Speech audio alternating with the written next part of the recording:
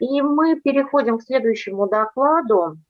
Это доклад Рамиля Валитовича Ишмухамбетова об астраханских нагайцах. Здравствуйте, уважаемые коллеги. Очень рад присутствовать, пускай даже в виртуальном масштабе, но на этой замечательной секции. Вот. Хотелось бы рассказать о нынешнем состоянии движения астраханских нагайцев этнокультурного. Но здесь надо отметить, что я хочу сконцентрироваться именно на нагайцах-юртовцах. Должны были выступать Илдар Шмигулович, и Идрис, и Амир Дамирович Мусаев. Ну, в принципе, мое выступление, оно частично затрагивает и те темы, да, которые они собирались поднимать. Надо сказать, что за последние 2 года активизировалось движение этнокультурное именно среди астраханских нагайцев той части, которая является представителями нагайцев-юртовцев. Да? То есть нагайцы Астраханской области, они вообще делятся на 4 основных группы этнографических, которые между собой отличаются. Это нагайцы-юртовцы, да, нагайцы-кунровцы, нагайцы-карагаши и нагайцы-утары. Из всех 4 групп именно нагайцы-юртовцы, да, они наиболее многочисленные. То есть, если оценочно посмотреть, до 50 тысяч человек предполагаемое, да, число их. Вот. И, естественно, надо сказать, что вообще существует дискуссия относительно того, да, как их называть, да, к какому народу их относить. Почему? Потому что исторически, да, ну, вообще нагайцев именовали как нагайских татар, да, в документах, например, русской администрации, естественно, да, все эти группы, они указаны как татары. В 30-е годы, ну, в середине 20-х годов и ближе к 30-м годам 20 века в связи с политикой укрупнения малых народов все эти группы были причислены татарам и учитывались именно как татары. Иногда с таким уточнением, что это именно астраханские татары. Вот. Ну, 30 лет назад появилось, да, движение среди нагайцев-карагашей за возрождение нагайской идентичности. Это довольно-таки большое количество было активистов, но самым ярким, пожалуй, был Равиль Утемухамед Жуманов, поныне покойный. Вот. И в том числе можно упомянуть, как сказать, то, что вот большой отклик, да, это вызвало. Но вот на наше удивление последние 2,5 года активизировались именно нагайцы-юртовцы, да. И дискуссия в связи с их происхождением связана с тем, что они являются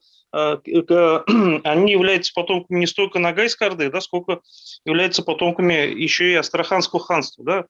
И здесь есть 2 полярные точки зрения. Да. Такие исследователи, как, например, Дамир Мавлявич Исхаков, вот, Искандер Леонович Измайлов и еще ряд, да, они говорят о том, что здесь речь идет именно об астраханских татарах, и никак не стоит, да, смешивать именно с нагайцами. Нагайское влияние, оно, да, посредственное и косвенное, так скажем, да.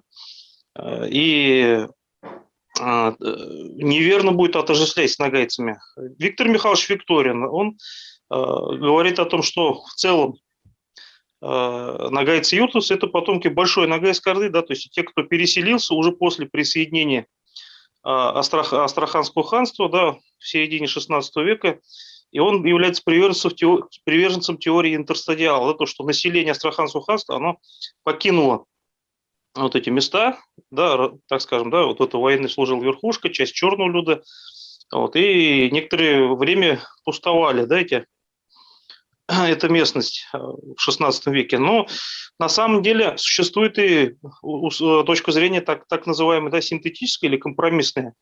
Это то, что, да, было, в принципе, отчасти высказано Ильей Викторовичем Зайцевым и Эльдаром Шамиловичем Идрисовым, отчасти и Моисеев, да, о том, что население именно Астраханского ханства, да, а еще есть Илья Васильевич Торопицын, население Астраханского ханства, да, частично, да, может быть, какая-то часть и переселялась, на самом деле, да, там вот мы знаем, что хан убежал, да, на территорию Приазовья, но общее население, да, оно шартовало, есть об этом документы, шартовал, то есть давал именно да, подданство, присягу о подданстве Ивану Грозному, да, и, ну, в лице, естественно, его представителей.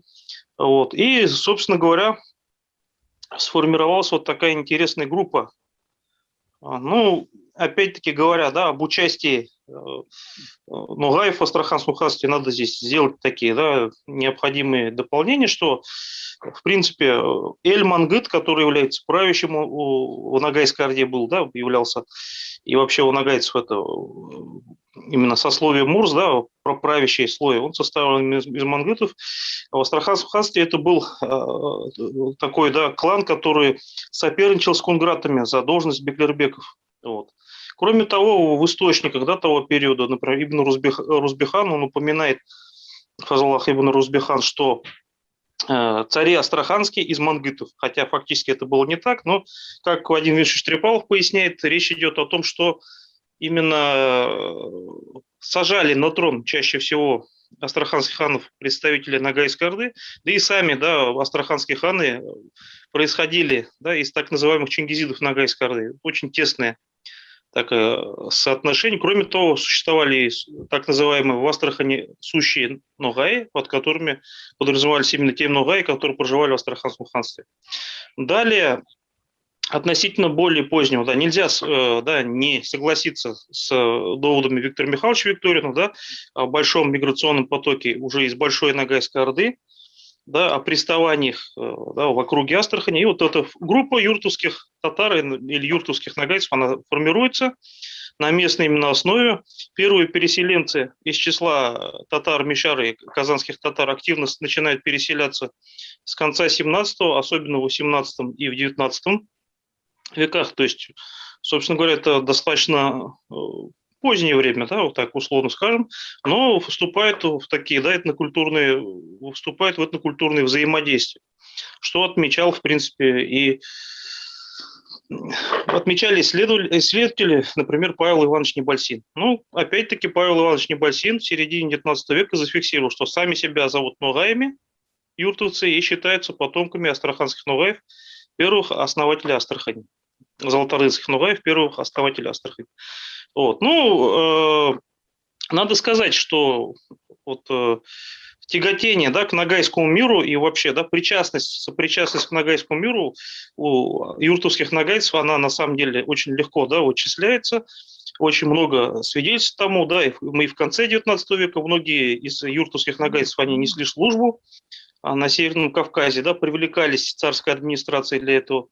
Да, и, например, чисто культурные связи, да, вот, например, один из выдающихся поэтов, Фахрудин Абу-Шахман из числа юртовцев, он в соавторстве с ногайцем из Северного Кавказа, да, из села Канглы, в соавторстве составили, да, такую лирическую поэму «Карайдар Кызылгуль». И вообще чувствуется, да, то есть и в фольклоре юртовских ногайцев, и в языке Леонид Шейсултанович Арсланов исследовал, доктор наук, да, именно юртовско-ногайский язык или диалект, и сделал вывод, что он обладает фонетикой татарского языка, но по своей грамматике, по своему словарю это, в принципе, тот же ногайский язык, причем с некоторыми элементами архаики. И вот мы, да, дополнительно еще исследовали метрические книги, и в метрических книгах конца 19 начала 20 века юртовцы, несомненно, да, не фиксируются как юртские ногай, то есть арабографичные метрические книги. Вот. И, соответственно, соседи, да, вот ногайцы-харагаши, ногайцы-юртовцы, и, в принципе, казахи, и туркмены, да и сами переселенцы из средневолжских татар называют юртовских ногайцев именно как ногайцами. Вообще в начале 20 века формируется, да, вокруг Абдрахмана Исмаиловича Умерова новая такая интеллигенция, да, они объединены были идеями джадидизма, вот, и в том числе из числа юртовских ногайцев. И газета «Эдель» выпускается джадидистская, там тоже зафиксировано четко совершенно, потому что сами себя они называют ногаями.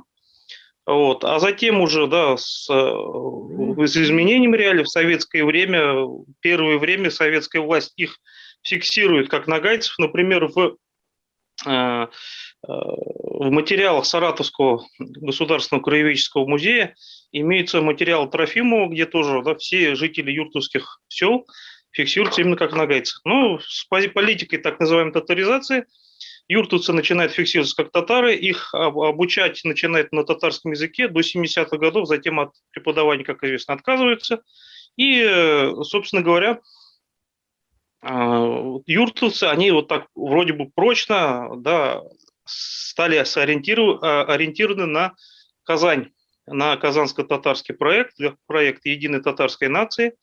Вот. И, в принципе, очень много выходцев из юртовских нагайцев, оно уезжает в Казань, да, и участвует в татарском национальном движении. При этом надо отметить, да, что в 30-е, 40-е годы представители юртовских нагайцев, они участвуют и в нагайском национальном проекте параллельно, да, на Северном Кавказе, те, которые смогли от репрессий спастись и укрыться на какое-то время, да, это Басир Мажитович Абдуллин из села Каргали, юртовец-нагайц.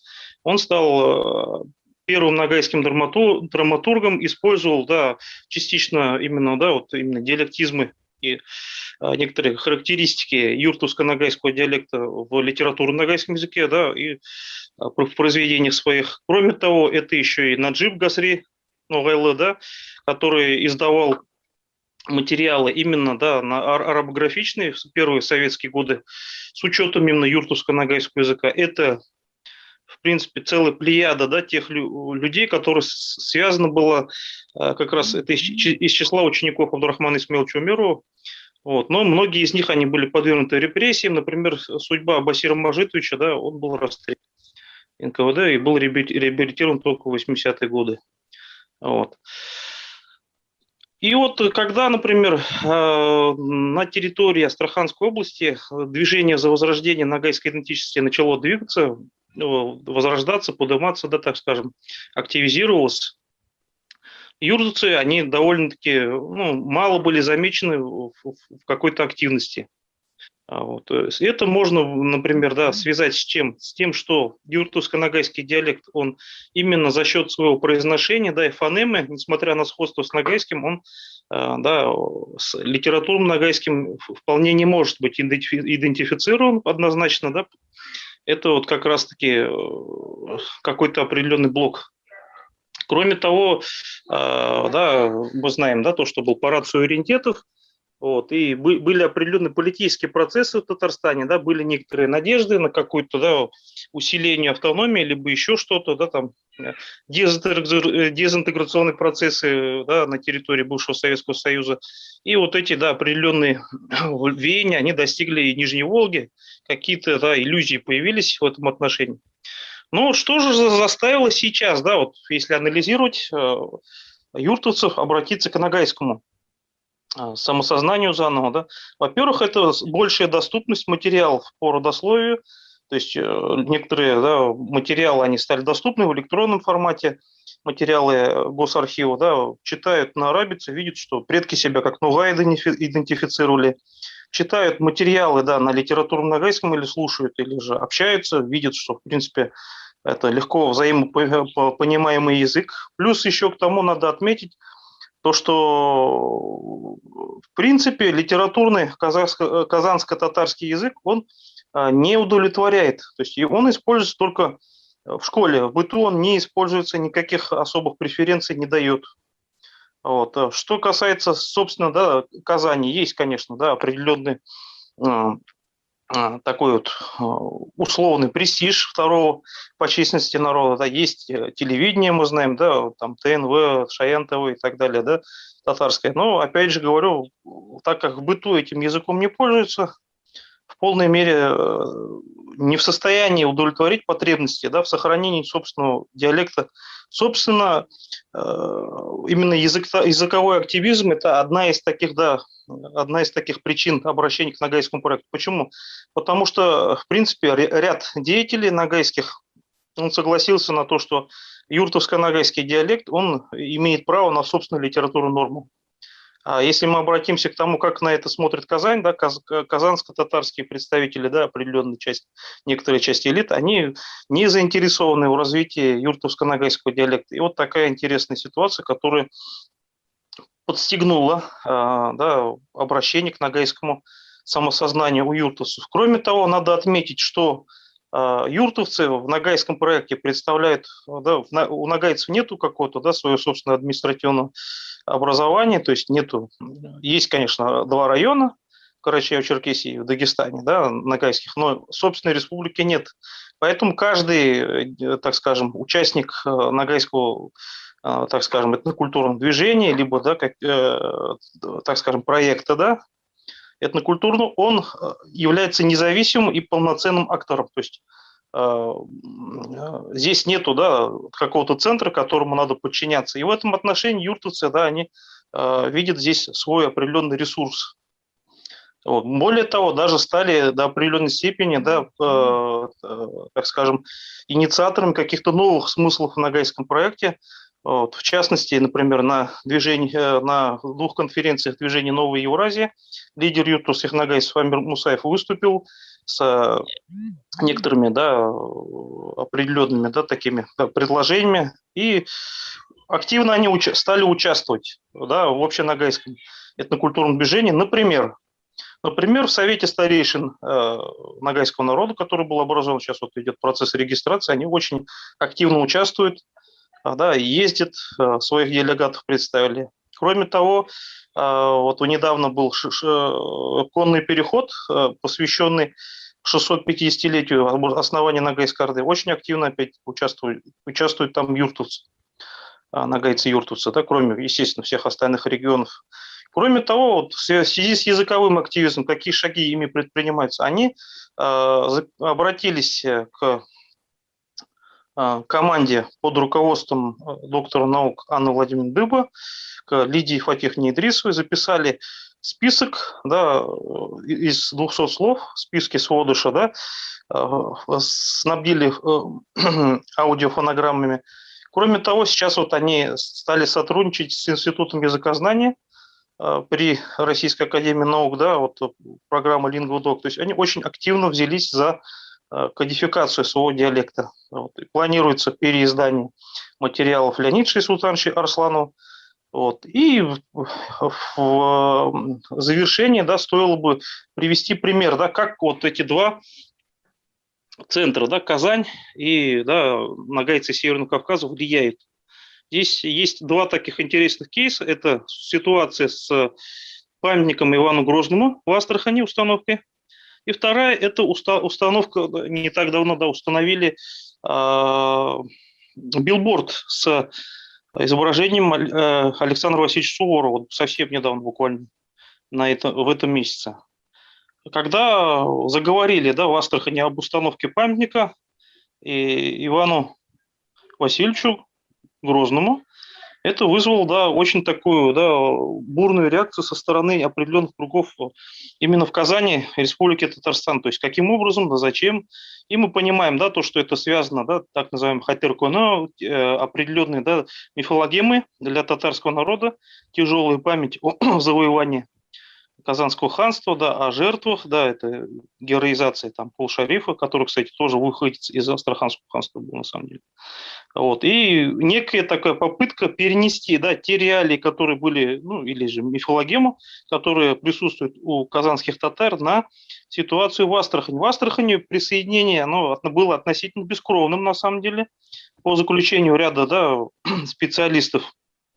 Вот. И ни о каких там горах труп не приходится говорить, о чем, да, Дамир Мавлявич Исхаков говорит в своих выступлениях зачастую. Вот. И поэтому, ну, на самом деле, как практикующие мусульмане, так и часть православных, они выступают против установки этого памятника, но совсем не обязательно, да, здесь вмешательство Казани, да, здесь это расценивается как какое-то вмешательство со стороны. И вот ситуация, да, с установкой билборда. Как известно, были, да, суворовские события XVIII века, опять-таки тяжелая память теперь уже у нагайцев.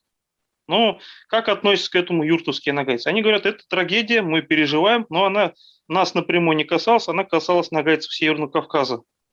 И поэтому, да, это определенные провокации, так вот, ну, со слов Амира Дамировича Мусаева воспринимается. Не следует реагировать так бурно на все это, а следует поднимать какие-то более, да, продуктивные, более позитивные образы, да, взаимодействия двух народов. То есть мы видим, опять-таки можно сказать, да, несмотря на обвинение Казани, что якобы это вот именно северокавказские нагайцы пытаются, да, как-то раскачивать обстановку, якобы астраханских татар пытаются сделать нагайцы. На самом деле мы видим наоборот, да, то, что здесь до определенной степени производятся смыслы. Вот. Ну, 30 лет, опять-таки, взаимодействуют северокавказские нагайцы с нагайцами юртусы, пока сами нагайцы юртусы не начали собственное движение, ничего подобного не было. Вот, так скажем, в преддверии переписи еще неизвестно, каким образом, да, какие будут показатели, будет ли дальнейшее развитие или нет. Тем не менее, вот эти вот очень интересные процессы в Астрахани проходят, очень большое вот такое внимание привлекает. Большое спасибо за возможность выступить. Вам большое спасибо, Рамиль Валитович. Действительно, такая животрепещущая тема. И к теме нашей секции имеет непосредственное отношение. Это тема идентичности и влияния этнокультурных и этнополитических процессов на формирование идентичности, ее проявление сегодня.